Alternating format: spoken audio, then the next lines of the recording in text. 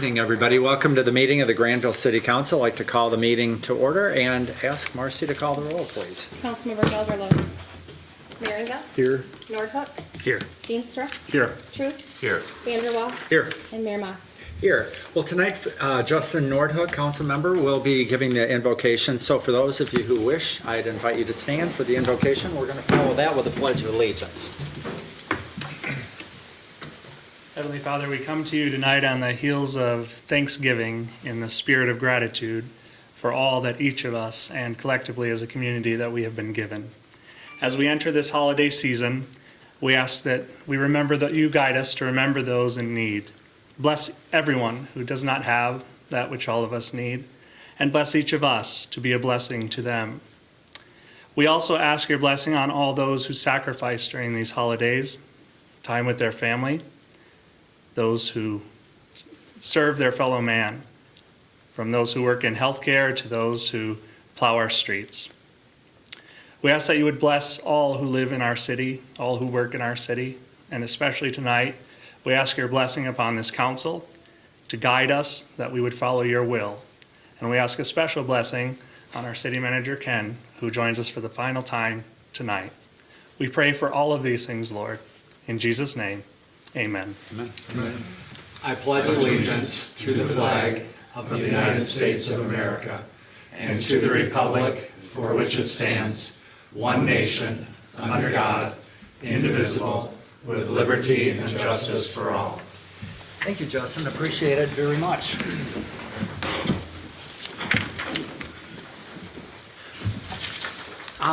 You have before you the agenda for tonight. I would like to add one item with council's approval, and that will be after the annual audit presentation. We have another presentation and proclamation. You have a copy of that on your in front of you, so you can take a look at that. Is there a motion to approve the agenda with that amendment on it? So moved. Support. Support. Any discussion? All those in favor, please say yes. Yes. Yes. Any opposition, please say no. All right. We have the minutes from our last regular meeting, November 14. You've had a chance to look at those. Is there a motion to approve those minutes? So moved. Support. Motion support. Any questions, corrections, additions, anything anybody wants to emphasize, point out? If not, all those in favor of approving the minutes, please say yes. Yes. Any opposition, please say no. Next item, presentation of bills. Tonight in the amount of about $308,000. Ken, anything you'd like to point out before we open it up for questions? Yeah, there are a few tonight I wanted to highlight for council, starting with an entry on page 2, an invoice from the MML. That was $8,500. That's with the executive search that was recently completed. That's the second of 2 payments to the league for that and completes that contract. On page 4, one of the larger bills, $49,200. That was from Quality Air, and it's for the in-progress replacement of the City Hall air conditioning system. That's the first billing. The total contract on that was about twice that amount, so we're about halfway through.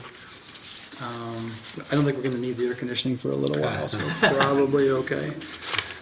On page 6, another large bill, $43,000 from Dell Technologies. That was the clean water plant server that council authorized back on July 25. That project is complete.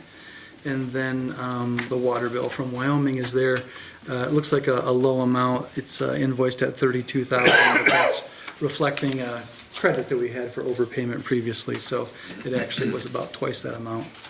So that's all I had highlighted, but if there's questions, we'll do our best to answer those. Great, thank you. Any questions for Ken on the bills tonight? If not, is there a motion to approve the bills tonight in the amount of $308,060.50? So moved. Support. Motion and support. Any other comments or questions? No?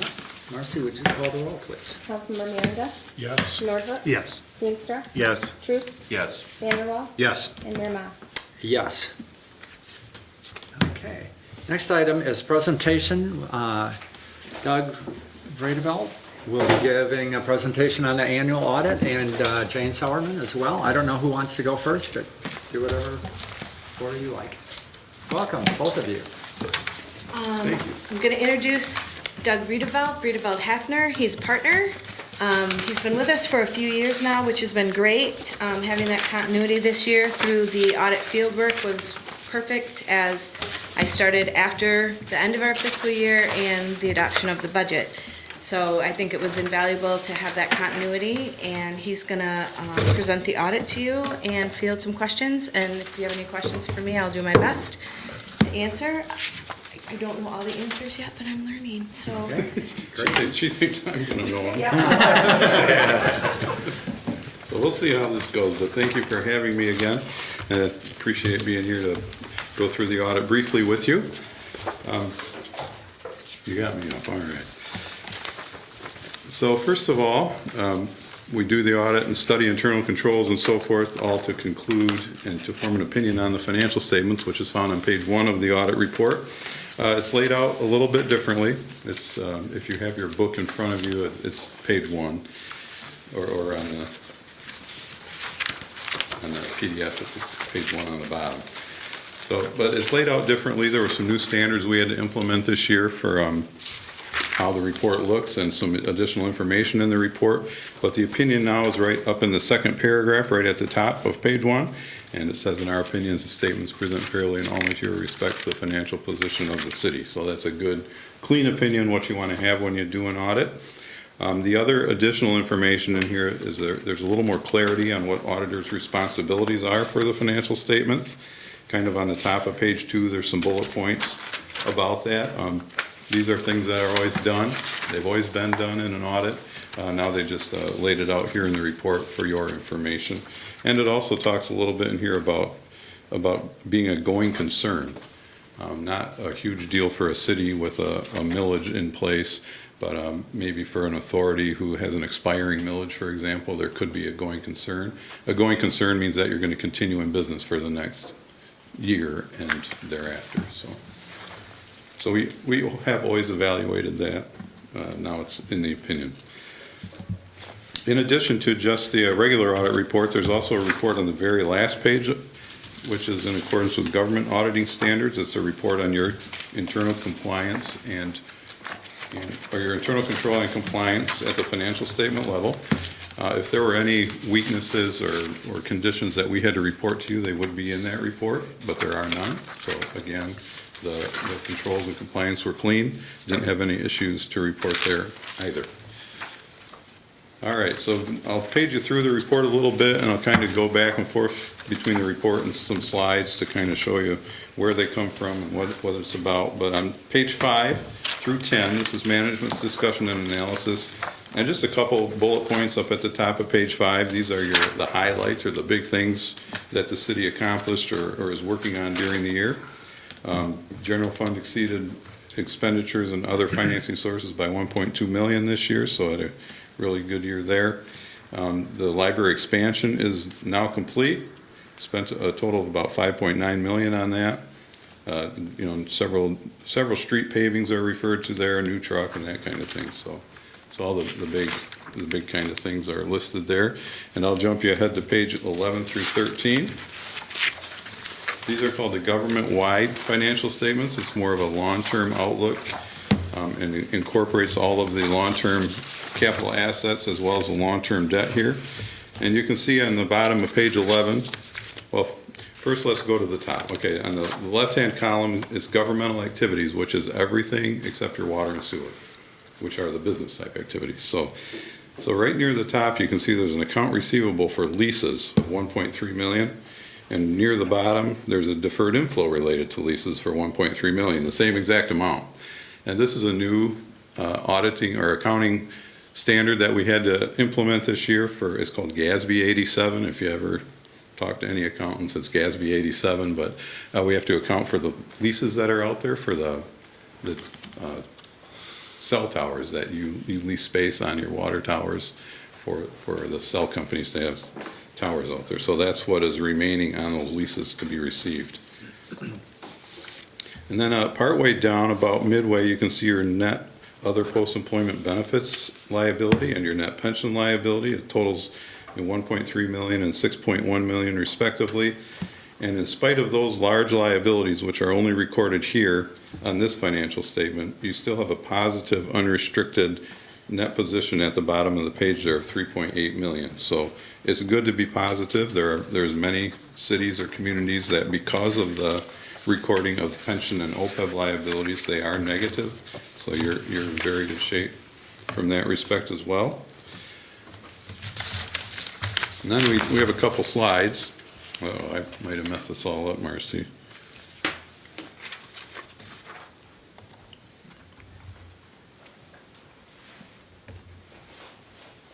If you click on the little red cube on the bottom. I can't even find my clicker. Oh, here we go. Yep. Okay. There. So these are just the first two slides on the governmental activities. This is more the income statement part of it on pages 12 and 13.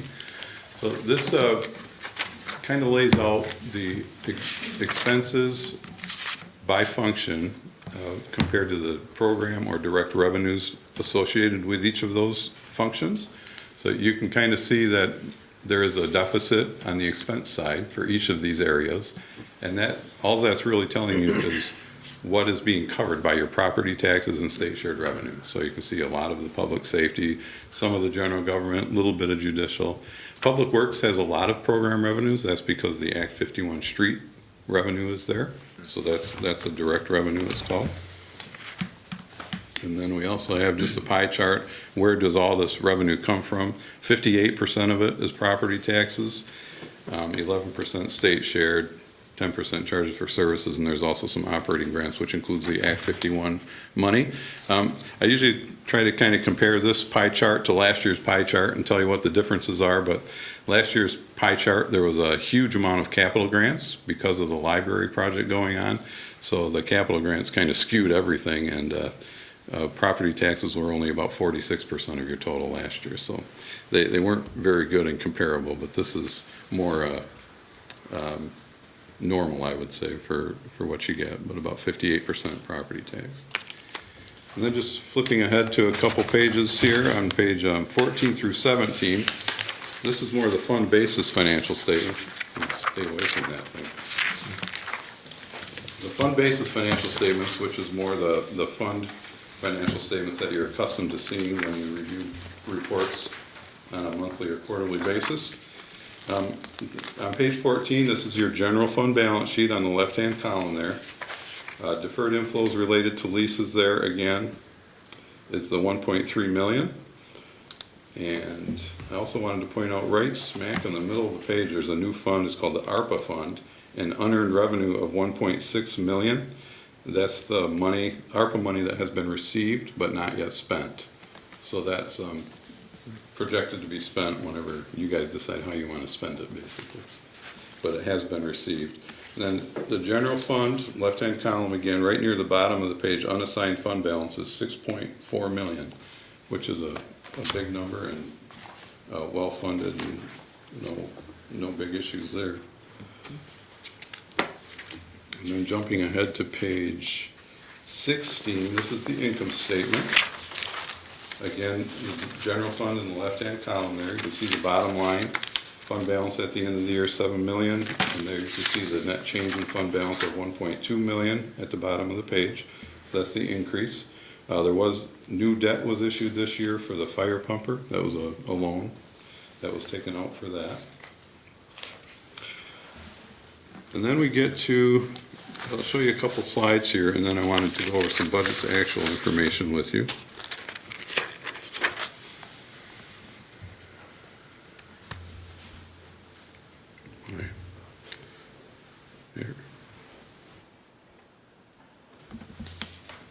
So these next several slides are strictly just the general fund, just kind of some historical trend information. But this is general fund revenues, your taxes, state shared revenue, and then other. And you can see taxes have just steadily increased over the years. State shared is up a bit, and that's because everybody's state shared revenue was up. They had a good year at the state level, so there was more of that. Plus population adjustments are in here, so if your population went up, your state shared revenue went up. And then you can see the other category is down by quite a bit. Last year included in there was your federal coronavirus relief money, the funding that you received for that. So that's why it's down this year. So that was a one-time thing. Then this is just your expenditures by different areas. You can see general government took a bit of a jump there. There was some capital work done within the general function, and that's additional IT infrastructure, additional pension contribution was made, which comes out of there and so forth. Recreation, the same story. There was some additional capital there for irrigation at the ballparks and several other capital projects that drove that one up a little bit this year.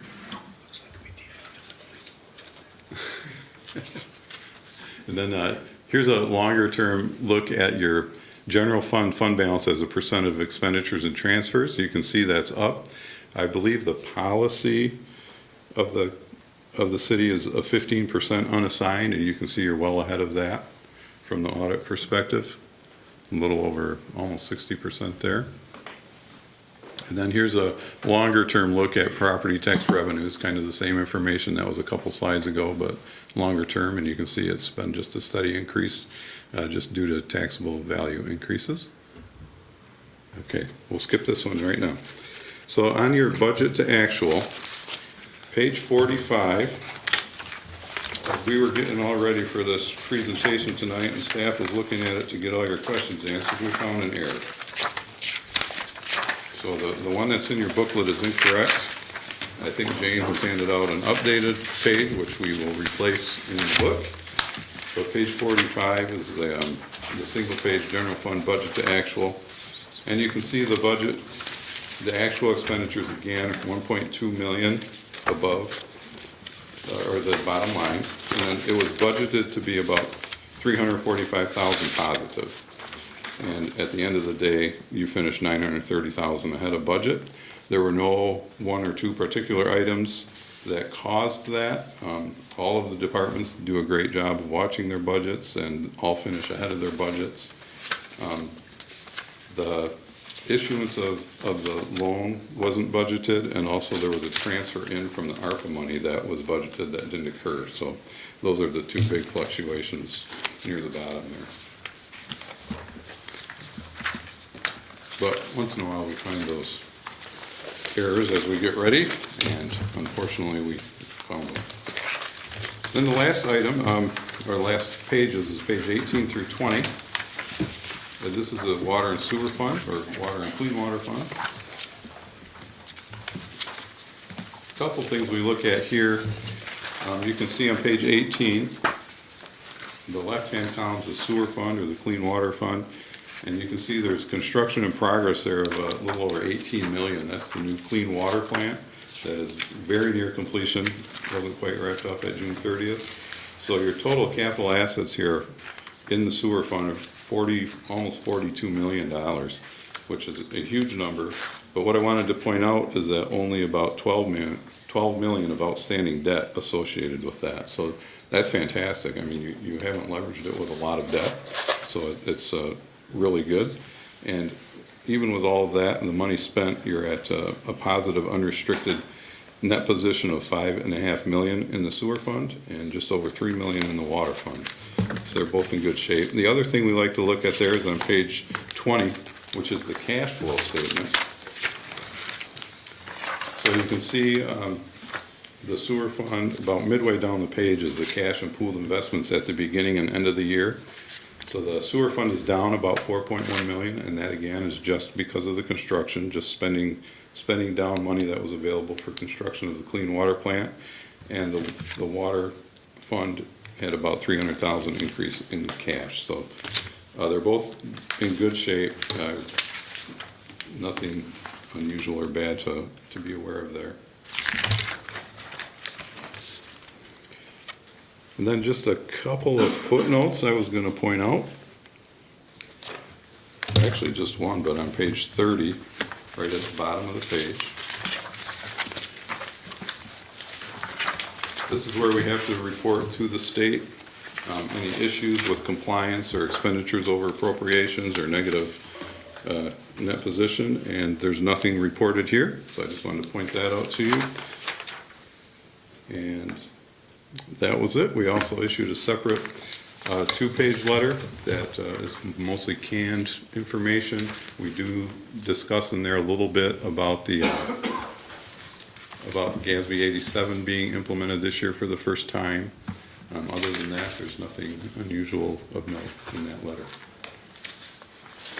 I forgot about these slides. So this is just a picture of the sewer fund and the water fund, the numbers I discussed with you. You can see there, the yellow bar, which is the change in net position, is positive for the last many years in both funds. Any questions that we can try to answer? Questions on any of the audience here?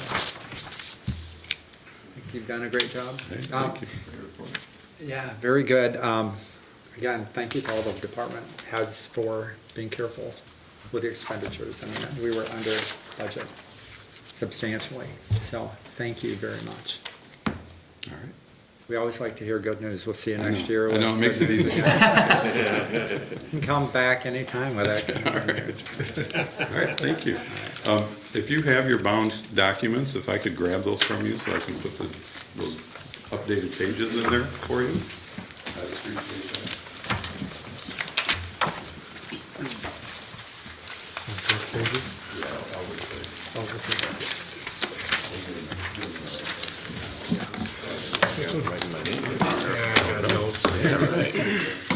Thank you. Thanks. So, before I forget, Councilmember Gelderlos has been asked to be excused tonight. Is there a motion to excuse him tonight? Moved. Motion Support? and support. Any discussion? All those in favor, please say yes. Yes. Any opposition, please say no. Good, thank you. Thank you, Marcy, for reminding me. Oh, yeah, Randy is keeping us in line here. He said we should probably have a motion and vote on receiving that audit. Is there a motion to receive that audit? So moved. Motion and support. Any questions, comments? Marcy, would you call the roll on that, please? Councilmember Nordhook, Yes. Steenstra, Yes. Truce, Yes. Vanderwall, Yes. Merringa, Yes. and Mayor Mas. Yes. Next item, before we open it up for public comment under presentation, because I know Ken loves to be the center of attention, but we do have a proposed resolution, proclamation to recognize retiring city manager Ken Crombeen. You've had a chance to take a peek at that. Is there a motion to approve that proclamation? Support. Motion and support. Any questions or comments before we begin to read it? Marcy, would you call the roll, please? Councilmember Steenstra, Yes. Truce, Yes. Vanderwall, Yes. Merringa, Yes. Nordhook, Yes. and Mayor Mas. Yes. So can we have a proclamation? And we're all going to read it, different parts. So I think Josh gets to start. I will start. It's a proclamation to recognize retiring city manager Ken Crombeen. Whereas the city of Grandville is widely recognized as a destination community for its safety, high quality of life, excellent public and private schools, beautiful parks and family events, and Whereas the quality of life in a city is directly related to the dedication and hard work of municipal employees and professional administrators. And whereas the position of city manager is of particular importance, as long-term planning, fiscal responsibility, and the efficiency and effectiveness of governmental services is his or her direct responsibility. And Whereas Ken Crombeen has served the community of Grandville for over 36 years, both as an administrative assistant to the city manager and city manager.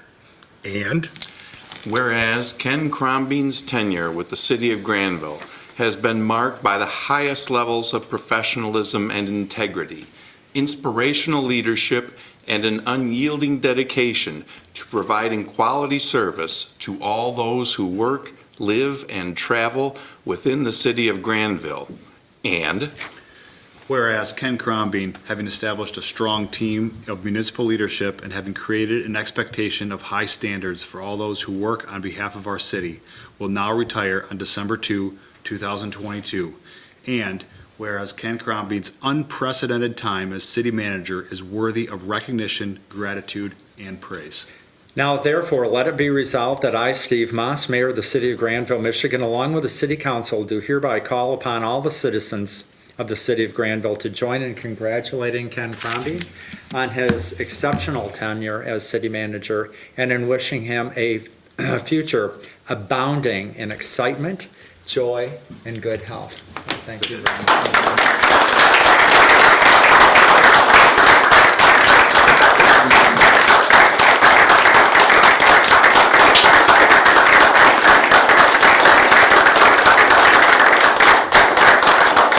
See, isn't it kind of fun? Because Ken never likes to be the center of attention. He always gives credit to other people. Never in the 26 years that I've been around have I seen him draw attention to himself. So this is kind of fun to do that. Now, we have a number of gifts, but one of them tonight, this was the idea of our event planner, Teresa Mendering. And so I think it's kind of a city hall kind of a gift. Oh, cool. But that is for you. All right. So you may open. In fact, you're encouraged to open it and show us what it is. It wasn't ticking, so that. No. For those who don't know, I ride bikes, and it's a pretty decent leg, Yeah. you know. So, and this will get a workout, not right away because the weather's not cooperative, but I will proudly wear this as I'm riding the streets of Grandville. So, thank you. Great. Yeah. Thank you. And we've got some other things planned this week too, but we don't want to, overwhelm you in one moment. So. Thank you. Yeah. Thank you, Ken. Okay. Time for public comment. Anybody here like to address the council? Just come on up to the podium, give us your name and address, and tell us what you're thinking about tonight. Anybody here? See, we've got a few guests. Don't be shy. Carolyn, anything you've got tonight? No? Okay. Anybody? Last call. Anyone? All right. We will move on. Next item is a public hearing on an alley vacation. It's an east-west alley, I believe 16 feet wide, north of Prairie and south of Paplin Street between Vermont and Higgins. And I rode past there today. Yes, it was the one I was thinking of. Okay. So we have a public hearing set for that for 7:15. So is there a motion to open the public hearing? So support. Motion support. Any discussion? All those in favor, please say yes. Yes. Any opposition? Please say no. Okay. Anybody here? I don't know, did you want to give like kind of a little background? Sure. And we'll see if anybody's got a comment. Yeah, the city, especially the original village of the city, had a lot of alleyways. Oftentimes they were used for utilities or to access garages that were in the rear of the homes. Most of those over the years, the ones that are not really used for regular access, have been vacated. And when you vacate an alley, you're turning it back into private ownership from public ownership. In some cases, you reserve a right to maintain utilities. But those that are active, where there's multiple property owners that are using it for accessing garages or backyards, have remained public. But most of the ones that aren't used that way have been, over time, gradually converted back into a private circumstance. This particular alley came up with the neighbors this summer. A couple of questions arose, and the fact was discovered that even though, as you saw, there isn't a paved surface there isn't anything that's obviously public about it, it's generally grass or gravel driveways, this one still remained a public alley. We did check with our utility atlases and found that there were no city utilities in the alleyway. And we explained the process to the neighbors. If they wish to request vacation, how they would do that. Your council packet included a letter received from a number of the neighbors that expressed interest in the vacation. So that triggered setting the public hearing to take comment on the proposal. And that's the purpose primarily tonight, is to take that public comment for or against. Should the council decide to proceed with vacating this, you have no choice as to how you vacate it. It is split down the middle, 50-50, 8 feet to each side as the properties abut through the length of the alley. The property owners are free, if they wish, to negotiate amongst themselves if somebody is hopeful of obtaining more than that. But from the city's perspective, you simply would split it longitudinally down the middle. So there's a resolution that's been included, so once you take public comment, if you decide to proceed, that resolution would accomplish the vacation. Okay, That's it. great. So a little background? Yep. Anybody here tonight like to talk about this item?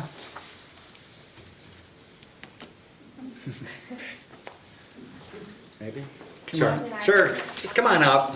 You came, you might as well talk tonight, and you're good? Yeah, Okay. I mean, yeah, I'm good. Okay, all right, I'm okay with all that. okay, all right, okay. Good. Anybody else want to make any comment about it before we take action on this? Or not? Okay. I'll comment. Yeah. I mean, I live very close to here, as you all know, and I was also a beneficiary of this exact same, this procedure. When the city vacated an alley behind my house 10 years ago or so, and it was before I became on council. Mayor, city manager remember it probably, or nodding your heads anyway. I remember exactly how it worked too, and had to go right down the middle. I was able then to persuade my neighbors, by the way, to give us the rest of their part. They didn't want to move their fences, and that was my driveway. It was basically just my driveway. Yeah, you got the same situation, yeah. So hopefully you'll be able to persuade your neighbors maybe, to across the way to just cede you the other 8 feet, I is it? think you are the Yeah. only driveway on the alley, correct? Are you? Yeah. Yeah.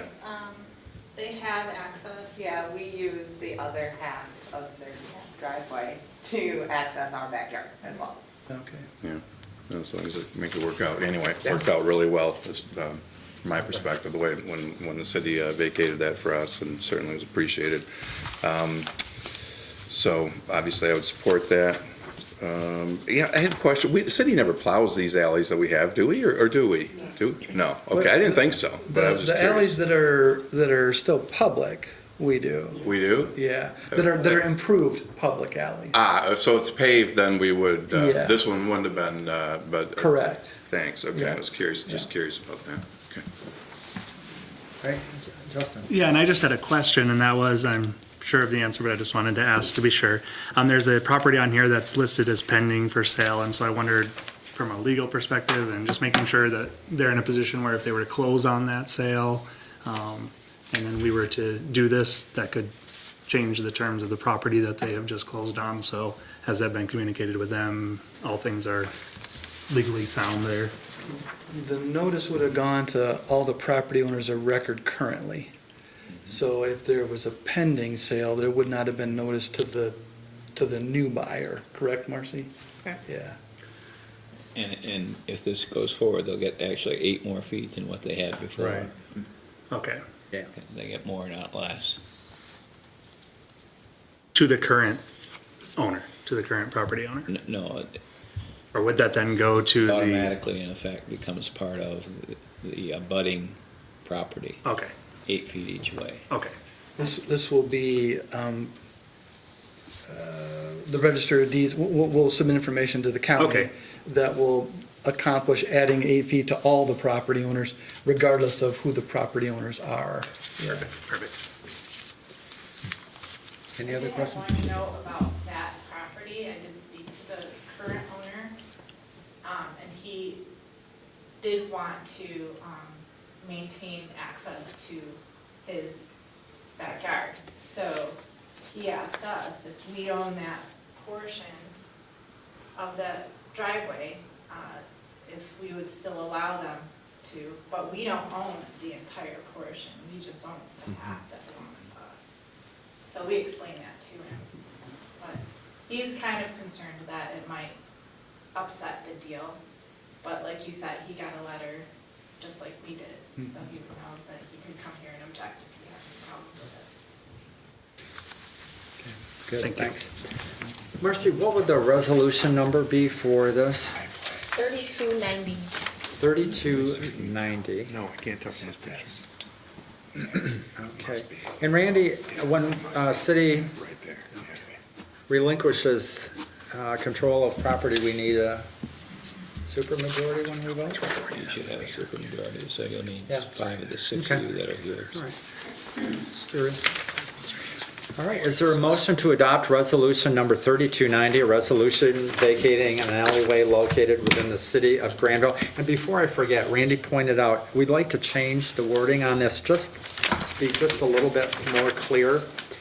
About 2/3 of the way down where it says, whereas the city council has determined to vacate said alleyway, we would like to put a little language under, now therefore be it resolved that, Randy, what did I do with what? The property described below is hereby vacated. Right. So, I'm sure Marcy can, yeah, do that. I move that we adopt the resolution with that amendment. Thanks. I support it. Paul and Tim, great. Any other discussion?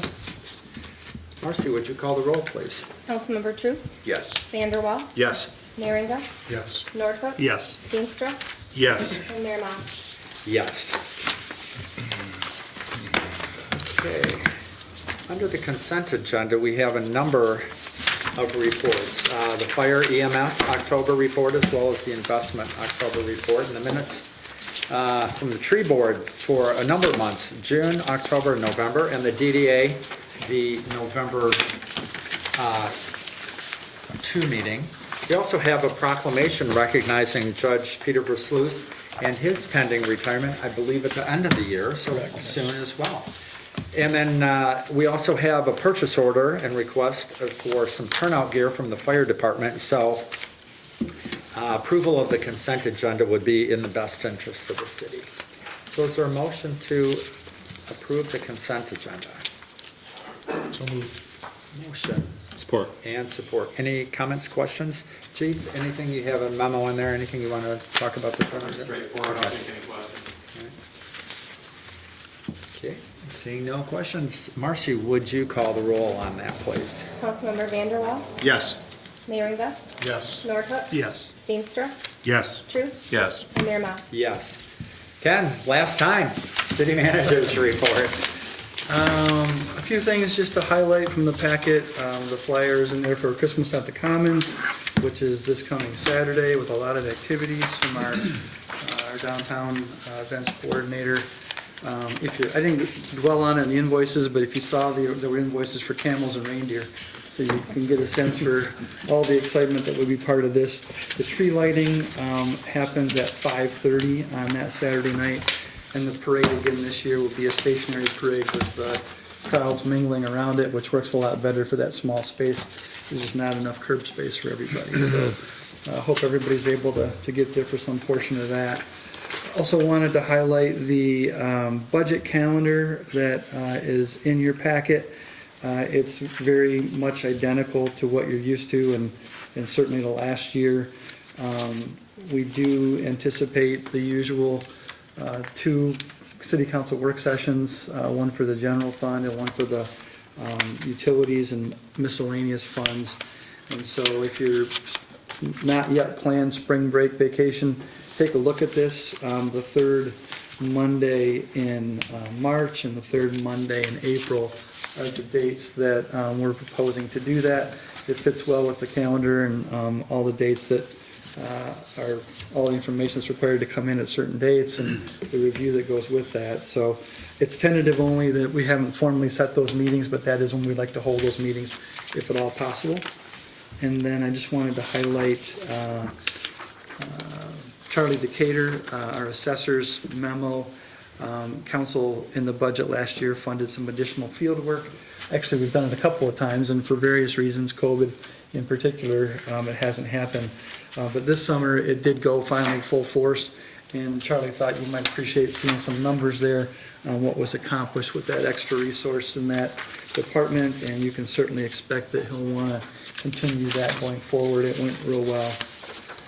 Your board and commission appointments are coming up. There's some information the clerk's office has shared there, so you can look where there's some vacancies, and that'll be dealt with at the second December meeting, which, as you remember, was rescheduled forward a week to avoid the Christmas holiday. So that's all the extra that I had, Mr. Mayor. Okay. Good. All right.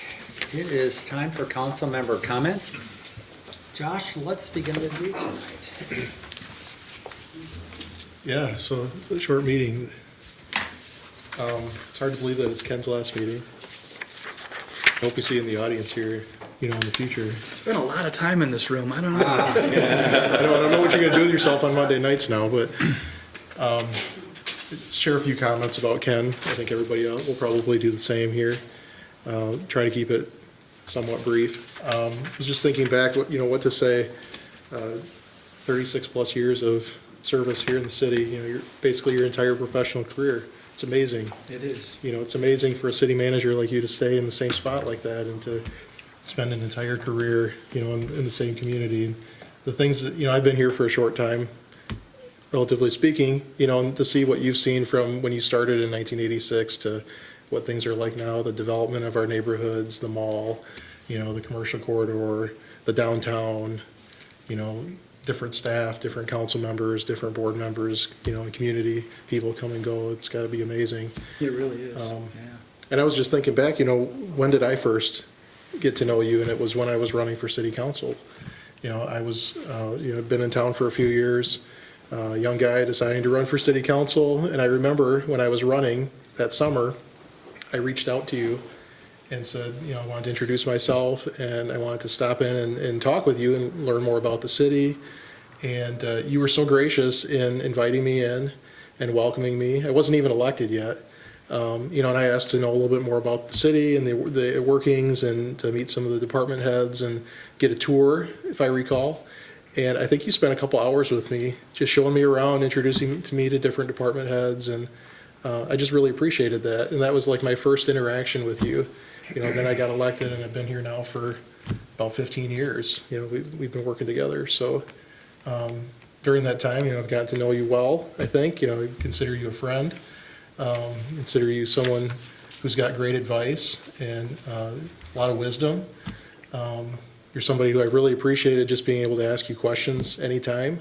Leave you a voicemail, give you a call, send you an email, or even make a comment here at a meeting. How many times have any of us made a comment about something or asked a question about something, and Ken's writing it down? He always gets back to you. Even if it's something that you weren't maybe necessarily expecting an immediate response, you always get back to us. And we talked a lot about some of these things as we went through our manager search process and, talked about things that we appreciated about you and the role and so forth. But, that's always been something I really appreciate about you. You've always gotten back and you've always, provided information and, just given us a lot of information to work with, a lot of options. You've always been very straightforward. You pretty much tell it like it is, but in a very nice way, right? And you're like that with our citizens too. You hear stories of people that come into City Hall, they have a question, they have a concern about something, they stop at Ken's office, and you're a listening ear. You hear them out, you discuss the concern with them, you give them information, and more often than not, and probably almost about every situation, they walk out and they're happy that they had a chance to talk with you, that they were heard, that they got the information that they wanted. Maybe it wasn't what they wanted to hear, but they got the information that they needed, and they appreciated that. So I'm sure there are many times where, you've been able to diffuse a concern or an upset, citizen that hasn't come to a council meeting because it's been able to be diffused and it's been able to be addressed in the office, during the week. And we probably don't even hear about a lot of them just because of, the service and the touch that you provide with the community. You've often talked about the ICMA Code of Ethics in different conversations and things, and I actually got a copy of it here. And I'm not that familiar with it, but I did look at a couple things here, and there's a couple things that I'd pull out. And as I'm reading it, I think this is Ken. This is, what you've been all about. being dedicated to effective and democratic local government by responsible elected officials, and believing that professional general management is essential to the achievement of the objective. You are like the consummate professional in all things, in some way. Sometimes it gets a little bit frustrating because I'll say, Ken, what do you really think about this? Tell us the candid answer. And sometimes you will, but often, it's a very professional answer. And, it's hard to know sometimes what your personal opinion is about things, because you try to keep things so unbiased and so objective, because that's your job. Number 2, affirm the dignity and worth of services rendered by government and maintain a constructive, creative, and practical attitude towards local government affairs and a deep sense of social responsibility as a trusted public servant. Ken, you are a very trusted public servant and have been for so long, right? You're kind of the face of Grandville in a lot of ways to people when they come into City Hall. You've been the person that we've worked with, all of us, we've started here for a long time. Constructive, creative, and practical attitude. You always have kind of a positive attitude and always kind of a can-do attitude. Mayor Buck used to talk a lot about collaboration. I think that's been a big part of what you've been about as well, is working together with people, trying to come up with common solutions, and being willing to listen to creative ideas and, not being the guy that has all the answers, but, empowering other people to share their ideas as well. Being dedicated to high ideals of honor and integrity in all public and personal relationships, in order that the member may merit the respect and confidence of the elected officials or other officials and employees and of the public. It speaks for itself there. Recognizing that the chief function of local government is to serve the best interests of all the people. That's what I talked about. Submitting policy proposals to elected officials, providing them with facts and advice on matters of policy as a basis for making decisions and setting community goals, and upholding and implementing local government policies adopted by elected officials. You always give us lots of information to make decisions with. Your memos are always very thorough. You lay everything out for us.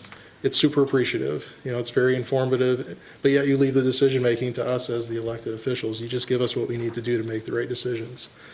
And then number 9 here, the last one I'll mention, is keep the community informed on local government affairs, encourage communication between the citizens and local government officers, emphasize friendly and courteous service to the public, and seek to improve the quality and image of public service.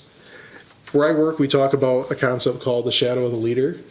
And Ken, you cast kind of a large shadow around here. And there have been a lot of other leaders that have come to serve in various capacities as department heads, as council members, as board members, as staff. And really, you kind of cast the shadow for everybody to follow by your example, by your professionalism, by your humility, and all the things that are wonderful about the work that you've done here. So you leave large shoes to fill. You've set a wonderful example for people to follow, and it's so appreciative. So I just want to wish you well in your retirement. I hope that we do see you around here from time to time. I'll understand if you don't want to come back every second and fourth Monday night to sit here with us, but much appreciated, Ken. Well done, and best wishes on your retirement. Thank you. All right, first I just wanted to comment on the downtown and how wonderful it looks. I had my parents come down from the UP, they're officially Upers now, and they stayed with us for Thanksgiving, and both of them commented on how beautiful the downtown is driving through. And so on the way to the meeting tonight, I drove through that way just to take a look, and I have to agree. So thank you to all those who've put in the time and work to make that happen, because it looks awesome. And Ken, for someone who doesn't like to be the center of attention, this is going to be a long council member comments session for you tonight, I think. Excuse me. I was really anxious about what I was going to say to you at this meeting, because to me it's like, I love sports, and so I was thinking, like, what would people say to Michael Jordan or Nolan Ryan or someone like that as they were retiring? And this isn't sports and this isn't Hall of Fame, but as far as I'm concerned, you're of that caliber of a person. So even though I've only served on the council for 5 years, I think maybe I'm best suited to provide you with a look at your leadership, because it has existed since I was 1. So my life is your your leadership in this city. And a lot of change has happened in this city since I was 1 year old. And, there's been a lot of growth, but through all of that, our city has never really lost its small town feel, its family-friendly welcomeness. And a lot of that is because of your leadership and how you guided councils and staff how to navigate that, both the growth that occurred, that's awesome, but also not losing sight of that small town, wonderful community that we have here. So I think that's the greatest gift you leave behind. When I ran for city council, just like Josh, I was extremely grateful to you for your willingness to give me guidance and explain things. I've taught government for a long time, but the truth is, stepping into this position, I just learned how much I didn't know. And you have such a wealth of knowledge, and so I'm very grateful for all that you have taught me and the things I can bring back into the classroom as well. The truth is, as excited as I was to, take my spot on the council, all of us, we are just temporary placeholders here. We provide a very important role of oversight, but at the end of the day, our city's effectiveness, our city's ability to serve residents is rooted in the ability of administrators and workers to, as we said in our resolution, carry out your responsibilities. And I think you have modeled a wonderful work ethic and a dedication to residents that is contagious. And it's very obvious that the culture that exists in the city of Grandville among the staff has been modeled at the highest level. And all of our other department heads and municipal employees, they have shown and given their time and talent doing so in that shadow of the leader that Josh described. So thank you for that. When we were going through the process of selecting a new city manager, there was a lot of buy-in from the staff to attend and listen to those proceedings, and it was just very obvious to me that all of them had really bought into we've got to make the right decision here, and this is a really important, big decision. But I also picked up on a little bit of maybe apprehension from people because you are leaving huge shoes to fill. And so not only were they present because they care so much about the city and that very important position, but also because there was a question of who is going to take over for you. And that's not an easy task to do. When I completed your evaluation a couple years ago, I said in the remarks that it's hard as a teacher to give someone the highest marks on every area. That goes against my, what I think, because we're always looking for growth in students and in people. But you have and had at that time and have since deserved those high marks in every single way. You are blessed with a very, very rare combination of both interpersonal skill and technical skill. So your knowledge of the budget, your ability to de-escalate an upset resident or speak candidly but calmly and civilly with each of us, while also knowing all of the nuances of what goes on in the city, your enviable memory, all of the things that you bring. It's just a very, very rare talent to have. So that has been amazing to see from my seat. At a time when true leadership, in my opinion, is needed in our society, especially in government, you have provided a wonderful example of what that looks like.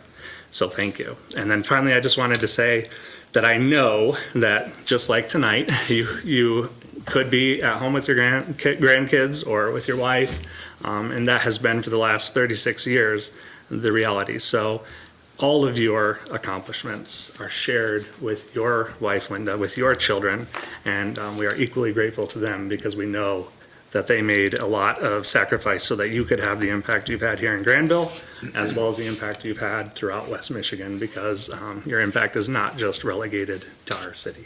So thank you for all that you have done. Thanks, Justin. Okay. I believe that you and I first met either when you just started, or just before you were starting as an assistant to Howard. And it was 86, and we've had a great working relationship for all the years since, because Ken looks out for the residents, Ken looks out for the schools, Ken looks out for the programs, the parks, and the crafter of the proclamation captured a whole lot of you in what Paul read. And and I just to be brief will accent what Josh said about being a good listener, because in my career too, in anybody's career, conflict, the best way to handle conflict is by listening.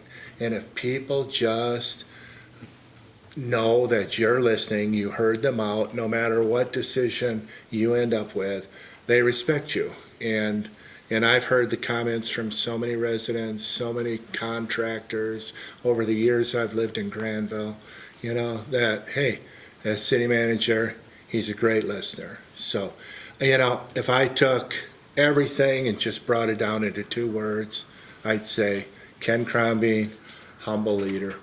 And for that, I say thank you, thank you, thank you. Congratulations. Wow. Can I just say ditto to all that?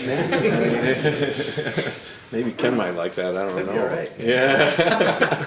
Well, I certainly agree with all that's been said, and I'm not going to probably expound too long on that. Just thank you for your service and your leadership. You certainly have my highest respect, and I hold you in the highest esteem and everything you've done here, and particularly like what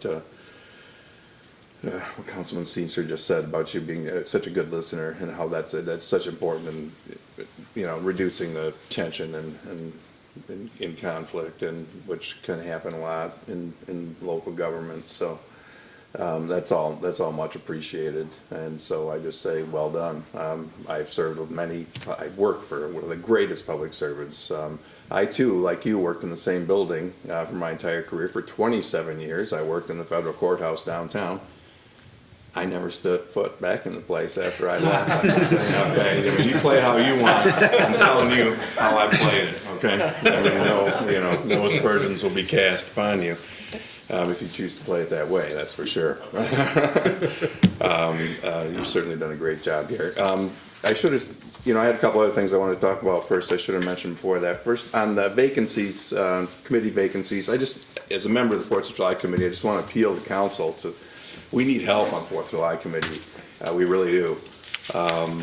If you can think of anybody, even a family member, even somebody who doesn't live in Grandville necessarily, they just have to really like our 4th of July celebration, and really want to be part of it.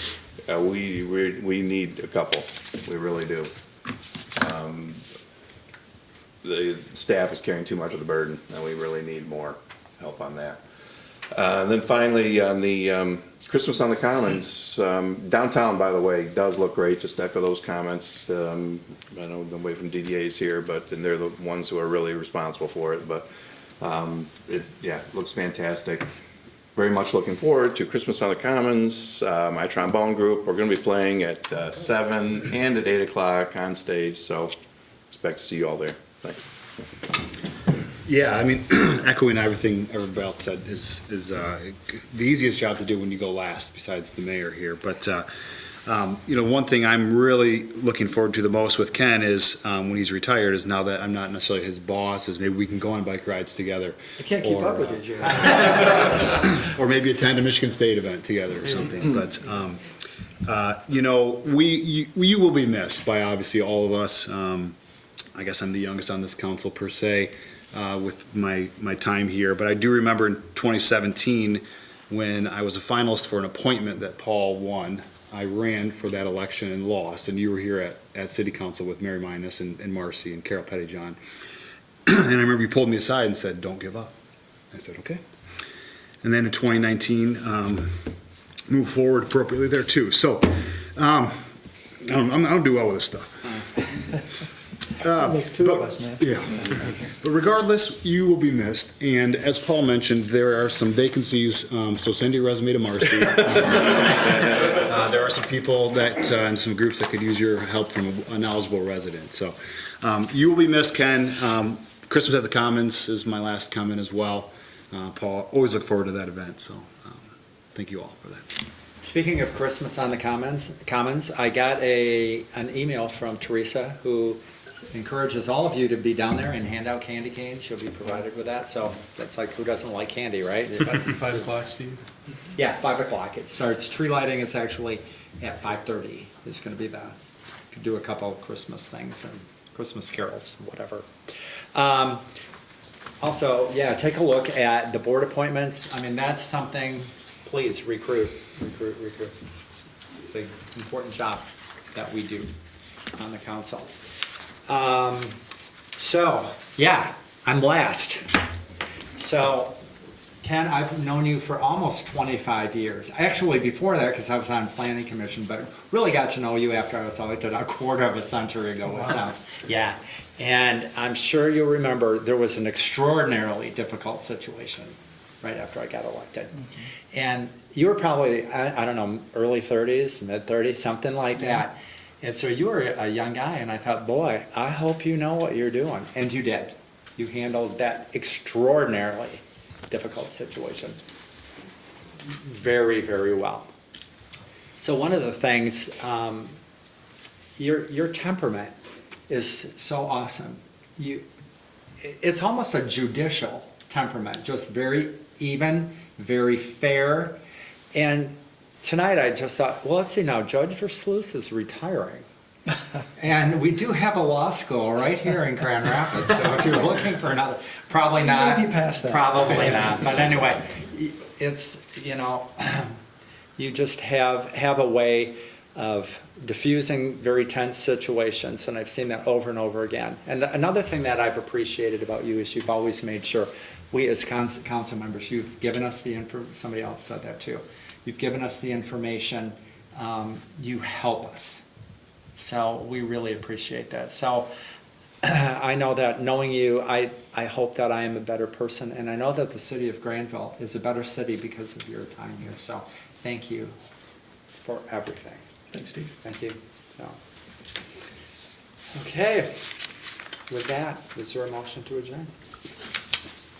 So moved. Support. Motion and support. All those in favor, please say yes. Yes. Any opposition, please say no. Thank you. Thank you, everybody, for being here tonight.